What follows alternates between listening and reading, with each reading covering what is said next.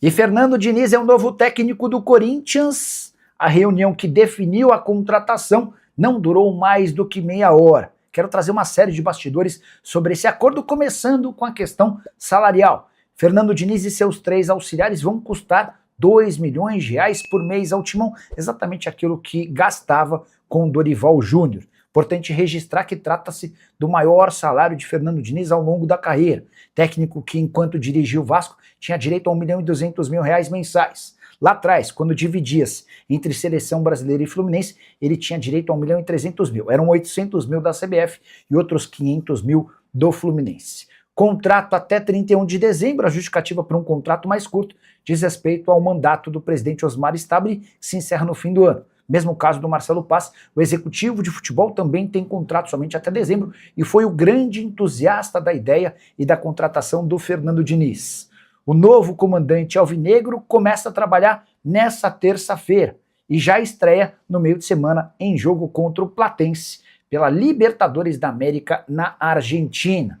Para completar, registrar que outros nomes como Tite e Vojvoda foram cogitados, mas descartados. A primeira opção alvinegra era de Fernando Diniz. O que você acha?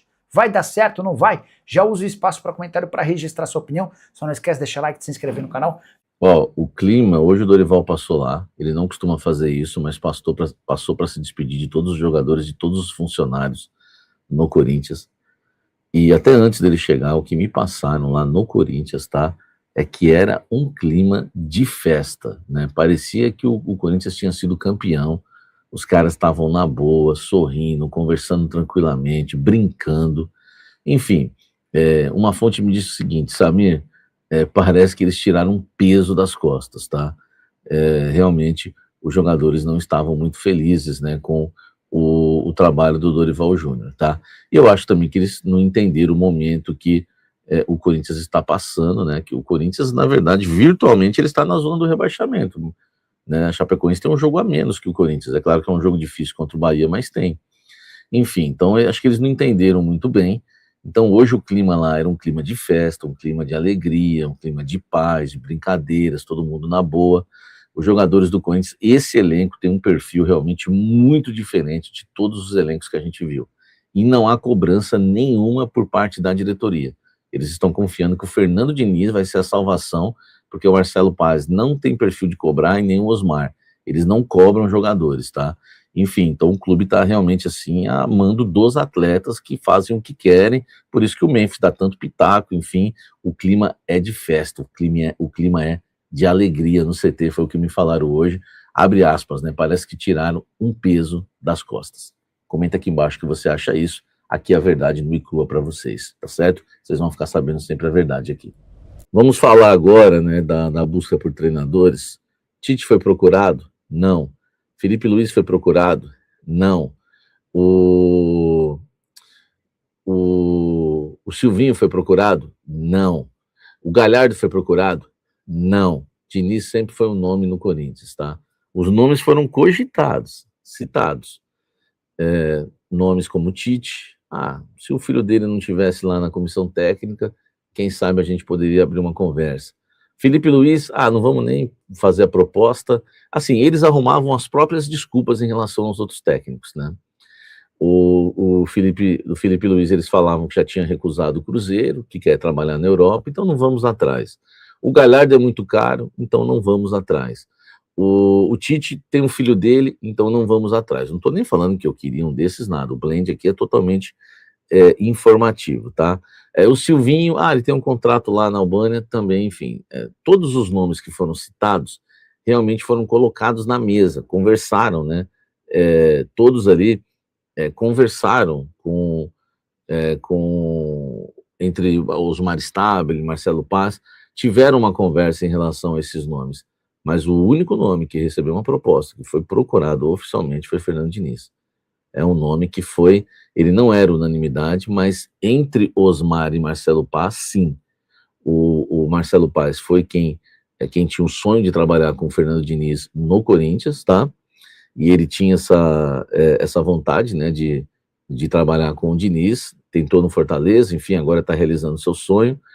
Eu vou explicar daqui a pouco todos os detalhes, o porquê ele foi contratado, e o Osmar Stabile aprovou também, logo de bate-pronto, e o Osmar Stabile falou dentro do Corinthians, né, isso pessoas me contaram, que ele sempre ficou muito admirado com o futebol, com o estilo de jogos dos times do Diniz, quando enfrentavam o Corinthians. Ele sempre foi muito admirador do trabalho do Fernando Diniz. Eu acho que foi, essa informação alguém deu também, não sei se foi o PVC que trouxe essa informação também.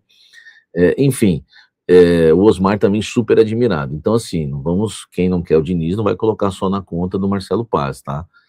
O Osmar também é super fã do Fernando Diniz, então foram os dois que contrataram o treinador. Né? Agora, Lázaro, você voltou. Falando de vestiário, que é que a gente está tratando aqui, fico me perguntando, Memphis Depay nessa história, né? Memphis, a opinião dele sobre o novo técnico conta? Como é que o Corinthians lida com esse jogador que já mostrou que tem muito mais poder do que só dentro de campo, né? Para contratar jogador, para dar a opinião dele sobre o que ele pensa do clube, enfim, ele ganha poderes aí, o Memphis. Como é essa relação Diniz, Memphis e diretoria para trazer o Fernando Diniz?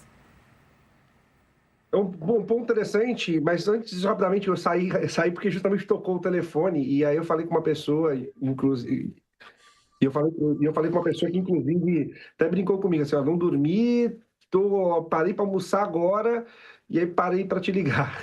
Mas a informação é que realmente a tendência é Diniz, até a pessoa não quis cravar, o Corinthians realmente não está querendo cravar enquanto o papel timbrado não chegar, mas a tendência é essa de Fernando Diniz como técnico do Corinthians. Em relação ao Memphis, ontem, logo após, um pouquinho antes da confirmação da demissão do Dorival, mas a gente já sabia que esse era o caminho, eu falei com uma pessoa muito importante ali numa cúpula alta do Corinthians e perguntei, tá, mas e agora? E o perfil que vocês vão atrás? Eu escutei a seguinte frase: não dá para trazer um treinador que vai chegar pedindo autógrafo para o Memphis. Existe, a gente costuma falar, que existem dois Corinthians. Eu até coloco um terceiro Corinthians, mas existe o Corinthians do Parque São Jorge e o Corinthians do CT Joaquim Grava. O Corinthians do CT Joaquim Grava é muito próximo do Memphis, tá? A relação Marcelo Paz e Memphis, por exemplo, ela é muito boa, melhor, inclusive, do que era Memphis Depay e Fabinho Soldado. De todo modo, o Parque São Jorge, que aí leia-se Osmar Stabile, e as pessoas que cercam Osmar Stabile já são completamente contrários ao Memphis e a forma com que o Memphis tem autonomia dentro do Corinthians. E aí eu escutei justamente isso. E aí a gente sabe que a tomada de decisão ela passa diretamente pelo Osmar Stabile. A assinatura do papel é do Osmar Stabile. Então, tem cabido ao Marcelo Paz equilibrar essa parte política com as convicções dele do futebol. Então, a decisão pelo Diniz passa também por isso. A informação em relação ao Memphis Depay ter indicado o treinador. Eu tenho que, no ano passado, primeiro antes do Dorival ser contratado e depois quando houve um momento de instabilidade do Dorival, mesmo no ano passado, antes daquela arrancada pelo título da Copa do Brasil, o Memphis sugeriu, à época, para o Fabinho Soldado, um treinador holandês. Não me falaram o nome, mas que era um treinador holandês. Ponto. Nesse momento, não tenho informação que ele tenha sugerido isso nesse momento ou que havia dado vazão, houvessem dado vazão para isso. Em paralelo, um nome que se discutiu muito no Corinthians ao Fernando Diniz foi o do Silvinho. Inclusive, internamente, o Silvinho foi até mais prestigiado, estava até mais prestigiado do que o Fernando Diniz, pelo Corinthians, internamente do Corinthians. O motivo pelo que o Diniz ganhou a força maior que o Silvinho foi justamente a possibilidade dele chegar e treinar o time. Chegar amanhã, treinar o time amanhã e dirigir o time na quinta-feira. Algo que seria mais difícil com o Silvinho, porque o Silvinho tem contrato com a Albânia até junho, embora não tenha se classificado para a Copa, e seria um trajeto muito mais complicado da Europa para cá, para ele já estar quinta-feira em Buenos Aires dirigindo o time contra o Platense. Então, esse foi o cenário que envolve ali a questão do Memphis. Em relação ao próprio Fernando Diniz, a informação que eu recebi também nessas últimas horas é que o Diniz estava decidido a dar um tempo na carreira e descansar. Ele, inclusive, tinha dito isso para algumas pessoas próximas a 2 semanas. Porém, o Corinthians mexe com ele, justamente por tudo que vocês falaram. Ele é da Zona Leste, ele tem uma ligação forte com o Corinthians e ele sempre teve um desejo muito grande de dirigir o Corinthians. Então, dificilmente, se fosse um outro time, ele aceitaria neste momento. Mas o Corinthians mexe pessoalmente com o Fernando Diniz e por isso o aceite. É isso, agora estamos aí, né? Aguardando o anúncio oficial. Aliás, dando o anúncio oficial, a gente já traz aqui no De Primeira, porque só falta isso, né? Só falta a caneta ali e, de fato, assinar o contrato. Já falando do Memphis, né? Achei interessante o Lázaro falando, né? Que é um técnico que não peça autógrafo pro Memphis, né? Então não fique ali subserviente. A gente já viu o Diniz, ele é muito conhecido por ser bom de vestiário, jogadores adorarem, ele melhorar, fazer os jogadores evoluírem. Isso é muito falado, né, quando a gente trata de Fernando Diniz. Mas a gente já viu também ele escorregando e exagerando muitas vezes ali na beira do gramado, dando uma chamada, expondo os jogadores. Você teme que isso aconteça de alguma forma, Fabiola? Você acha que esse lado explosivo do Diniz, que vez ou outra aparece ali com o Tchê, que já apareceu no Vasco também, você acha que isso pode ser uma questão? Inclusive o Pedro citou o Coutinho, um dos motivos do Coutinho sair do Vasco foi o ambiente do vestiário que estava muito pesado, de muita cobrança, e ele tendo problemas ali na altura da carreira dele, ele já tinha uma autocobrança muito grande, claro, né, como ídolo vascaíno, ainda aquele ambiente dentro do vestiário, ele acabou decidindo também sair do Vasco e aposentar provavelmente, né? Mas eu temo sim, Lu, eu temo porque eu já acompanhei Fernando Diniz na beira do gramado ao lado dele muitos e muitos anos e eu gostaria muito, já falei aqui no De Primeira, que o Diniz repensasse esse comportamento dele, assim, eu acho que 2026 não dá mais pra gente ter certas reações de um gestor em relação aos comandados, sabe? E hoje a gente tem celular pra tudo quanto é lado, câmera pra tudo quanto é lado, e as pessoas, tem gente que lida bem com isso e tem gente que não lida bem com isso. Então, eu gostaria que ele repensasse mesmo. Como o PVC, também torço para que dê certo. Gostaria muito que o Diniz conseguisse dar essa virada de chave aí para poder ter um ambiente saudável em todos os níveis, com todos os atletas do elenco. Falando em repensar, PVC, o que fica de Dorival Júnior no Corinthians, né? O Dorival que passa por um momento difícil ali da forma que ele sai da seleção brasileira, chega ao Corinthians, conquista títulos, é campeão da Copa do Brasil, também campeão da Supercopa, mas esse recorte recente aí muito negativo, né? 9 jogos sem vencer, um time com muita dificuldade para jogar, para atacar, para fazer gols. O Dorival que sai do Corinthians é um Dorival maior do que ele chegou? Como é que você analisa esse momento da carreira do Dorival, que agora está aí na pista, né? Já vai pressionar um monte de gente que está empregado por enquanto, está aí solto na pista agora. Cara, assim, eu acho que o Dorival sai do mesmo tamanho, e é um tamanho grande que ele tem. O Dorival é o técnico que saiu de São Paulo para a seleção brasileira. Ele foi campeão no Corinthians.